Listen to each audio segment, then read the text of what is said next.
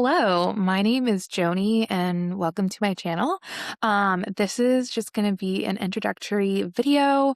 I'm still learning, still figuring things out, but I want this to be a place where we can talk Taylor Swift. I enjoy consuming a lot of Swiftie content and really listening to other people's perspective, that deep dive where they talk about all of the music, the lore, sometimes the Easter eggs, nothing too crazy for me though.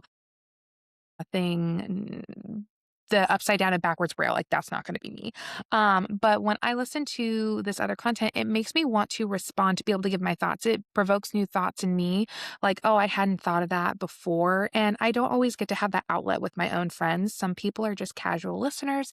They don't really look for Easter eggs. They don't really look too far into the lyrics. They just say, hey, I like the song. I like to listen to it. And that's fine. But if you're that casual listener, this is a place for you too. This is a place, honestly, for all levels of Swiftie, because I want it to be this happy, fun, positive environment where we can just feel free to say our thoughts and opinions on things. So, welcome to Swift Thoughts. And I just want to talk a little bit about my history with Taylor, the core memories that I have, because I feel like we all have those things that are really sentimental and special to us. I have been listening to Taylor since way back in the debut era, when a friend of mine said, have you heard of this girl named Taylor Swift? Hello.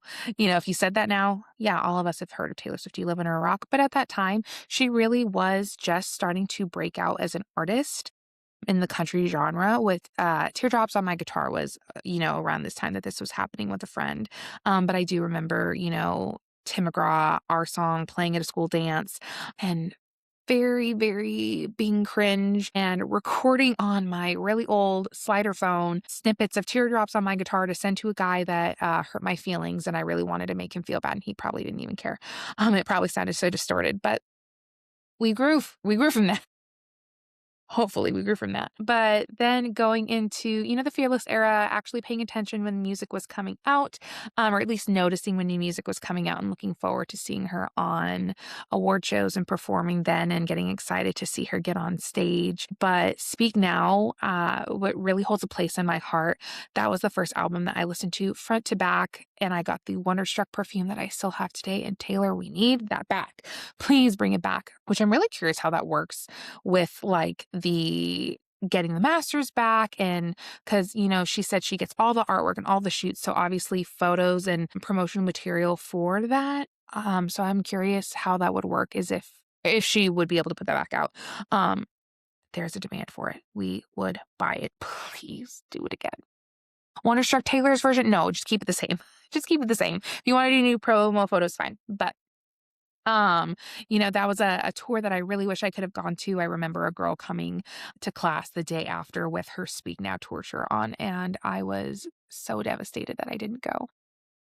But my dad, he tried his best to kind of bring me that experience, because the Speak Now concert DVD and CD was out, and he got that for me for Christmas, and I still have that to this day. It was very important to me. I loved being able to feel like I was there. But Red is when I was like, okay, I'm an adult. I have access to social media now. I can really follow when new music is coming out, and her whole Facebook Live album announcement for Red was great. And then, actually having adult money, being like, I'm going to buy all the singles as they come out. They had their beautiful different covers. And then the Red Tour was, unfortunately, when I was in basic training for the military. But so I don't really have too much of an idea of what went on in the Red Tour. I feel like that's just kind of missing from my memory. But that's okay, because I was able to go to the 1989 tour, and that was the most amazing tour of my life.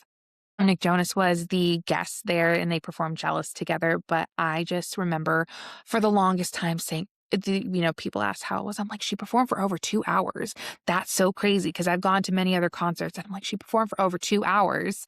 That's so crazy. And, so people say it's crazy she does a 3.5 hour show for the Eras tour.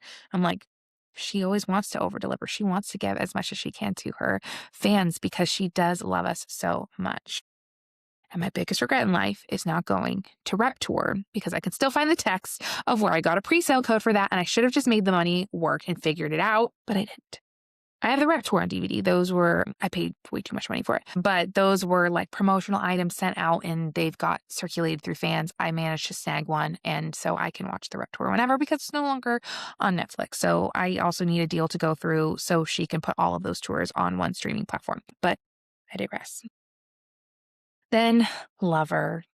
I that was kind of the first time that I was really just on replay nonstop listening to Taylor, and I remember I was like, "Oh, maybe I need to tone it down a little bit," which I don't. A friend said, "Oh, we're listening to this again?" And I was like, "Yeah, we're listening to it again." Because I remember it coming out in August, and it was, a beautiful, perfect, like, summery day, and, you put the album on, and I Forgot You Existed started, and it's just like, yes, how can you not be happy listening to that? And then unfortunately, Loverfest was canceled due to the pandemic. But then our beloved Eras Tour came, and I was really fortunate enough I got to go, and that was the most amazing experience of my life.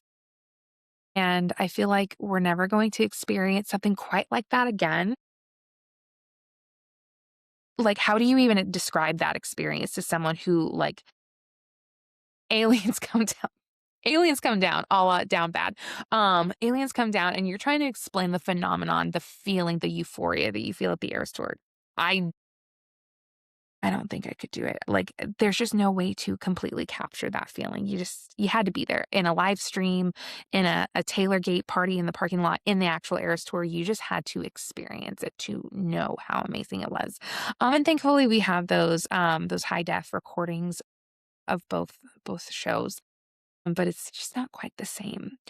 That's kind of just those big memories that stick out. I've got so many more I could talk about it. I could yap about it for hours.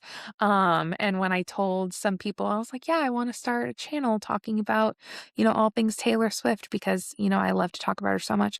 And they're like, can you even make enough content? Is there even enough content for that? I was like, how much time you got? She's been alive for, 36 years. That's 36 years to talk about, which really, but I was like, but she's had a career for 20 years. I was like, yeah, that's a long time to be able to talk about something. So I hope that you stick around for future videos. If you don't, no hard feelings, but you're gonna miss out because it's gonna be a fun time. We're just gonna yap about all of our favorite things. So if you want to give me a like, a follow, a share, a comment, just go ahead and comment hi. If you went to the Eras Tour, which show did you go to? What were your surprise songs? What's your favorite Taylor Swift song? What's your favorite Taylor Swift album? I want to know all these things. I want to know also the kind of stuff you want to hear about. I've got a plan, but I always love recommendations. Like, what do you like hearing about? Because I'm trying to just build a community of Swifties around me that want to talk about all of our favorite things.